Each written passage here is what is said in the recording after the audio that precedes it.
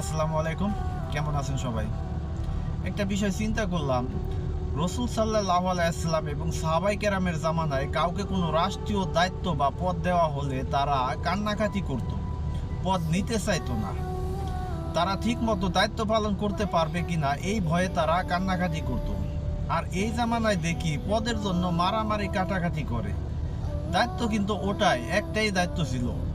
আবার দেখি নিজের পকেটের টাকা খরচ করে জায়গা জমি বিক্রি করে তারপরও জিততে হবে, ক্ষমতায় যেতে হবে, জনগণের সেবা বা খেদমত করতে হবে।